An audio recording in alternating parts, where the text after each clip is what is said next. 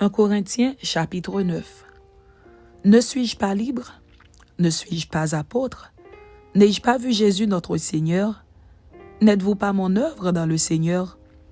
Si pour d'autres je ne suis pas apôtre, je le suis au moins pour vous, car vous êtes le sceau de mon apostolat dans le Seigneur.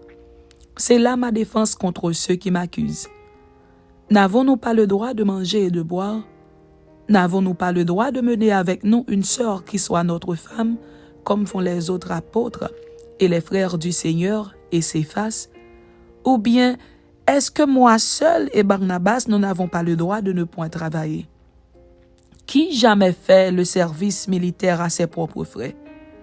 Qui est-ce qui plante une vigne et n'en mange pas le fruit? Qui est-ce qui fait paître un troupeau et ne se nourrit pas du lait du troupeau? Ces choses que je dis, n'existent-elles que dans les usages des hommes? La loi ne les dit-elle pas aussi? Car il est écrit dans la loi de Moïse, « Tu n'en muselleras point le bœuf quand il foule le grain. » Dieu se met-il en peine des bœufs ou parle-t-il uniquement à cause de nous? Oui, c'est à cause de nous qu'il a été écrit que celui qui laboure doit labourer avec espérance et celui qui foule le grain fouler avec l'espérance d'y avoir part. Si nous avons semé parmi vous les biens spirituels, est-ce une grosse affaire si nous moissonnons vos biens temporels? Si d'autres jouissent de ce droit sur vous, n'est-ce pas plutôt à nous d'en jouir? Mais nous n'avons point usé de ce droit. Au contraire, nous souffrons tout afin de ne pas créer d'obstacle à l'évangile de Christ. Ne savez-vous pas que ceux qui remplissent les fonctions sacrées sont nourris dans le temple, que ceux qui servent à l'autel ont part à l'autel?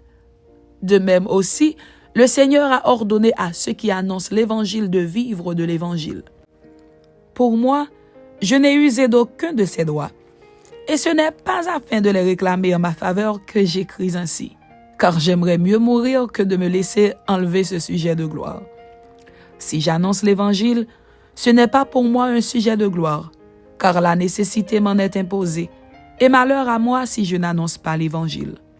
Si je le fais de bon cœur, j'en ai la récompense, mais si je le fais malgré moi, c'est une charge qui m'est confiée.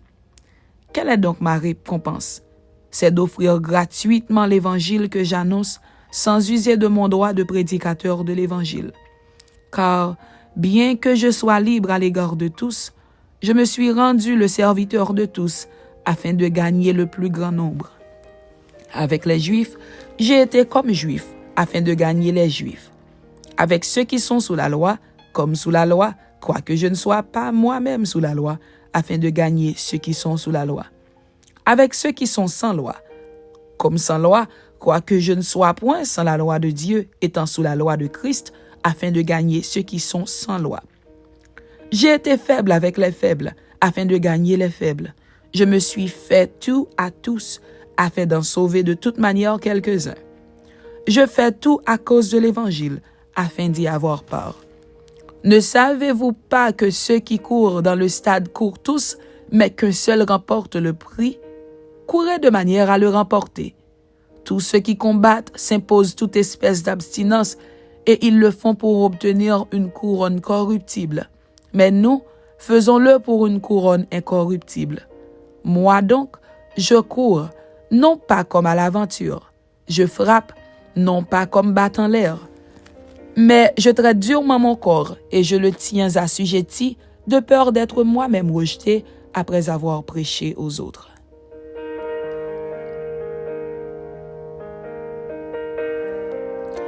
« 1 Corinthiens chapitre 10.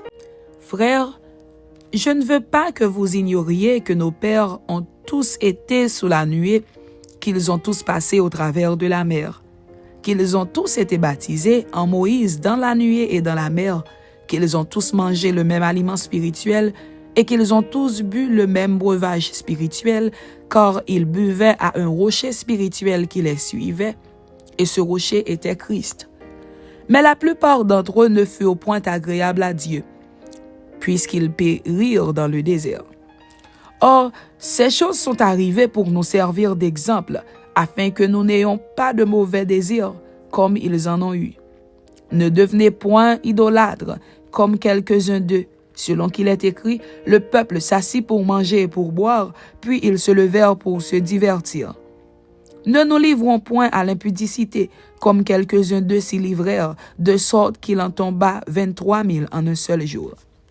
Ne tentons point le Seigneur, comme le tentèrent quelques-uns d'eux qui périrent par les serpents. Ne murmurez point, comme murmurèrent quelques-uns d'eux qui périrent par l'exterminateur. Ces choses leur sont arrivées pour servir d'exemple, et elles ont été écrites pour notre instruction, à nous qui sommes parvenus à la fin des siècles. Ainsi donc, que celui qui croit être debout prenne garde de tomber. Aucune tentation ne vous est survenue qui n'ait été humaine, et Dieu, qui est fidèle, ne permettra pas que vous soyez tentés au-delà de vos forces. Mais avec la tentation, il préparera aussi le moyen d'en sortir, afin que vous puissiez la supporter. C'est pourquoi, mes bien-aimés, fuyez l'idolâtrie. Je parle comme à des hommes intelligents. Jugez vous-même de ce que je dis. La coupe de bénédiction que nous bénissons n'est-elle pas la communion au sang de Christ? Le pain que nous rompons n'est-il pas la communion au corps de Christ? Puisqu'il y a un seul pain, nous qui sommes plusieurs, nous formons un seul corps, car nous participons tous à un même pain. Voyez les Israélites selon la chair. Ceux qui mangent les victimes ne sont-ils pas en communion avec l'autel? Que dis-je donc? Que la viande sacrifiée aux idoles est quelque chose ou qu'une idole est quelque chose? Nullement. Je dis que ce qu'on sacrifie, on le sacrifie à des démons et non à Dieu. Or, je ne veux pas que vous soyez en communion avec les démons. Vous ne pouvez boire la coupe du Seigneur et la coupe des démons. Vous ne pouvez participer à la table du Seigneur et à la table des démons. Voulons-nous provoquer la jalousie du Seigneur? Sommes-nous plus forts que lui? Tout est permis, mais tout n'est pas utile. Tout est permis, mais tout n'édifie pas. Que personne ne cherche son propre intérêt, mais que chacun cherche celui d'autrui. Mangez de tout ce qui se vend au marché, sans vous enquérir de rien par motif de conscience. Car la terre est au Seigneur et tout ce qu'elle renferme. Si un non-croyant vous invite et que vous vouliez y aller, mangez de tout ce qu'on vous présentera, sans vous enquérir de rien par motif de conscience. Mais si quelqu'un vous dit « Ceci a été offert en sacrifice », n'en mangez pas à cause de celui qui a donné l'avertissement et à cause de la conscience. Je parle ici non de votre conscience, mais de celle de l'autre. Pourquoi, en effet, ma liberté serait-elle jugée par une conscience étrangère? Si je mange avec action de grâce, pourquoi serais-je blâmé au sujet d'une chose dont je rends grâce? Soit donc que vous mangiez, soit que vous buviez, soit que vous fassiez quelque autre chose, faites tout pour la gloire de Dieu. Ne soyez en scandale ni aux Grecs, ni aux Juifs, ni à l'Église de Dieu, de la même manière que moi aussi je m'efforce en toutes choses de complaire à tous, cherchant non mon avantage, mais celui du plus grand nombre, afin qu'ils soient sauvés. Amen. C'était 1 Corinthiens chapitre 9 et 1 Corinthiens chapitre 10. Que Dieu vous bénisse. Amen.